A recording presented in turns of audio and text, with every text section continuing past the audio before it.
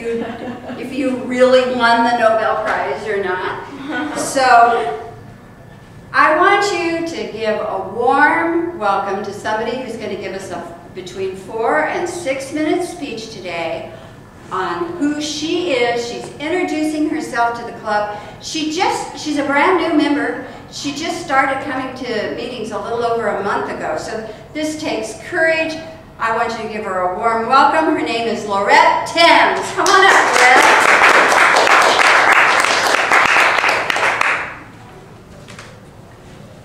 Good morning, Toastmasters and guests. My name is Laurette. I've been a vegan for almost 7 years. I have 2 cats. I live in Newport Beach, and I'm married.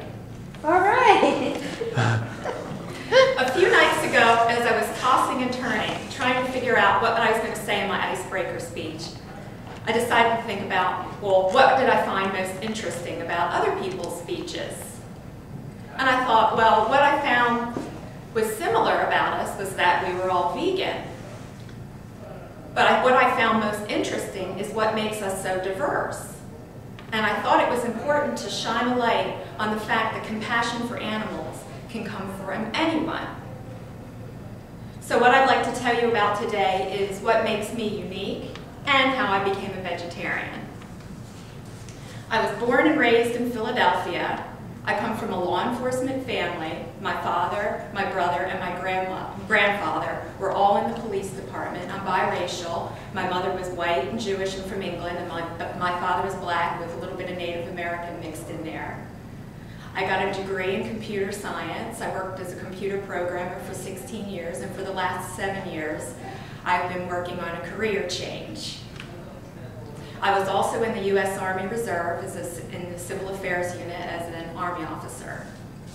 I left Philadelphia when I was 25 years old and moved to Chicago for work reasons. I lived in Chicago for 15 years. And that's where I met my husband and became a vegetarian. Then we moved down to Dallas, or a Dallas suburb, where we lived for 4.5 years, and that's where I became a vegan and an animal advocate. After that, we moved to Sacramento. We were there for about a year, and then we've been down here for almost a year and a half. I'm currently taking paralegal classes, so I can earn a paralegal certificate, and use that certificate to help animals or anybody who's been hit with injustice in society. I first decided to make a career change before I left Chicago.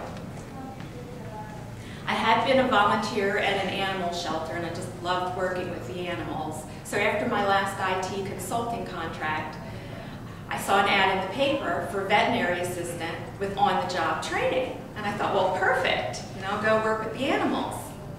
So I got a job at Treehouse, it's called Treehouse Humane Society. They had over 300 cats, and they had multiple floors. They had an on-site veterinary clinic, and they specialized in taking in sick and injured cats. Well, the cats are what turned me into a vegetarian. One day I was working with the cats, and I just thought to myself, well, if all these cats can have personalities and feelings and can suffer, so can other animals. So I don't think any of them should be killed, and I'm not going to eat them anymore. Fish came a little bit later. I don't know why the fish come last, but they always seem to come last with people. One day I was watching an episode of Survivor. I saw a guy catch a fish, saw the hook through the fish's face. I thought, well, that hurts. And then I saw the fish jumping around like he was suffocating. I thought, this is ridiculous. I'm not going to eat them anymore. But it was Texas is what turned me and my husband into vegans. When we first moved down to Texas, my husband wasn't a vegetarian, even though we didn't eat meat at home. And the people we associated with weren't vegetarians. I felt alone, and I felt isolated.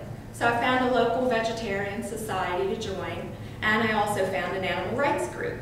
Well, someone in the animal rights group got wind that I was still doing the dairy, and she started sending me home with soy milk. So I figured, well, I'll just sneakily do this. I won't tell my husband about this because I was still trying to convert him to a vegetarian. And one day I brought out the non-dairy margarine, and he looked at me and he said, oh, don't tell me you're going off of the dairy now. So I said, oh, no, no, no.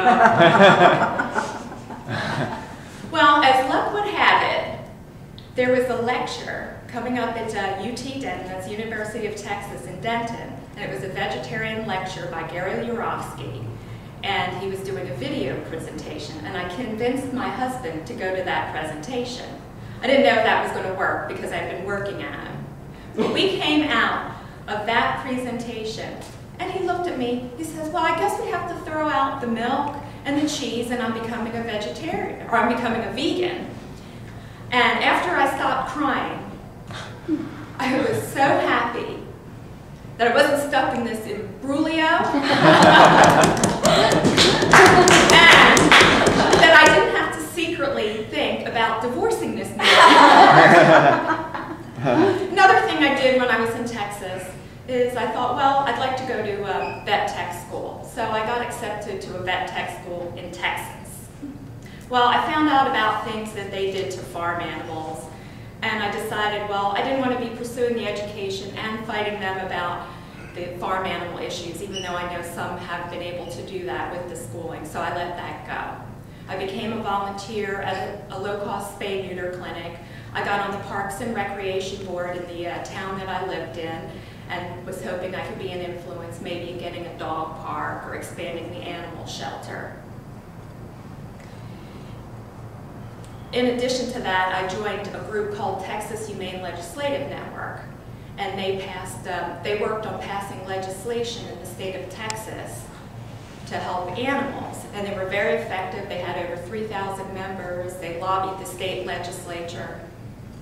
And one of the reasons that I'm becoming a paralegal and thinking about becoming an attorney one day is I can see how powerful the law can be for animals. So that's my story, and I'm sticking to it. Madam Toastmaster?